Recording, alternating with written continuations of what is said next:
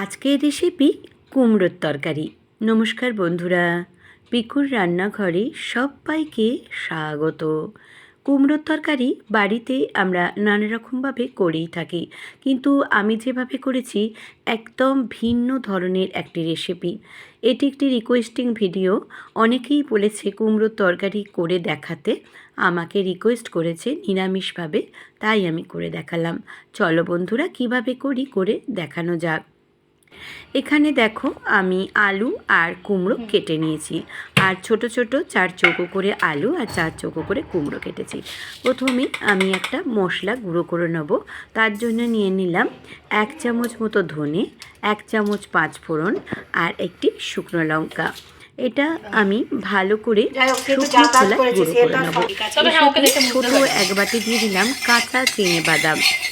তোমাদের কাছে যদি রোস্টেড বাদাম থাকে তাও কিন্তু দিতে পারো, কিন্তু তেলে ভাজা বাদামটা দেবে না, এরকম দেবে রোস্টেড বা কাঁচা বাদামটা।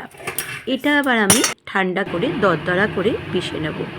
এবারে কড়ার মধ্যে দিয়ে দিলাম 6 টেবিল স্পুন মতো সর্ষের তেল, আর তেলেতে 5 ফোড়ন দিয়ে দিলাম আধা চামচ, একটি শুকনো লঙ্কা আর একটি তেজপাতা।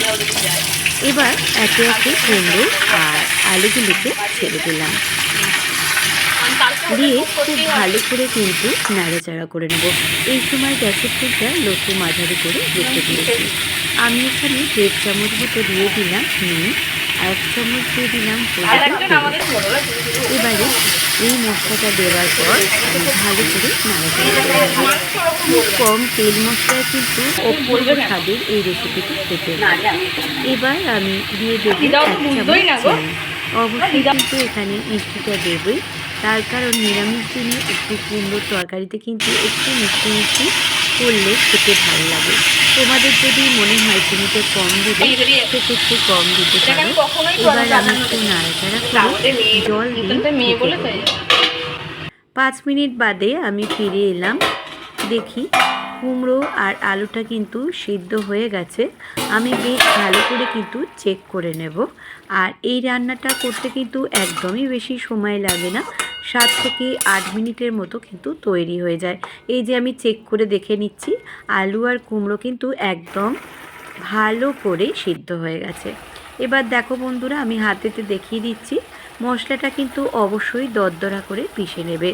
এবার এই পিষে রাখা মশলাটা আমি এই কুমড়োর তরকারির মধ্যে দিয়ে দিলাম, আর ওপর থেকে দিয়ে দিলাম 1 মুঠো মতো নারকেল কোড়া।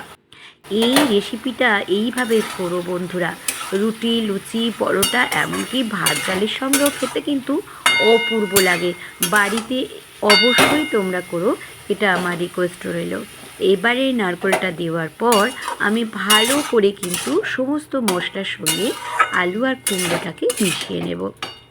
গ্যাসের ফ্লেমটা এই সময় একটু জোর দিয়েই রেখে দিয়েছি। এবার স্ট্যান্ডিং টাইম করে রেখে তোমাদের কাছে এর লুকসটা দেখাচ্ছি। দেখো বন্ধুরা, কি সুন্দর দেখতে হয়েছে। আমি ওপর থেকে একটু নারকেল দিয়ে গার্নিশিং করে দিয়েছি, আর একটি কাঁচা লঙ্কা আমি আধখানা করে চিড়ে দিয়ে দিয়েছি।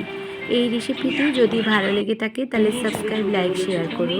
নিচে থাকা বেল বাটনটা প্রেস করে দিও, যাতে নতুন নতুন রেসিপি বা ব্লগ তোমাদের কাছে প্রথমেই পৌঁছে যায়। আমার ফেসবুক, ইনস্টাগ্রামে পিকুর রান্নাঘর আছে, চাইলে সেখানেও কিন্তু তোমরা সদস্য হয়ে যেতে পারো। সবাই খুব খুব খুব ভালো থেকো, সুস্থ থেকো। আবারও আমি আসবো নতুন নতুন রেসিপি বা সুন্দর সুন্দর ব্লগের সঙ্গে। এতক্ষণ আমার সঙ্গে থাকার জন্য ধন্যবাদ।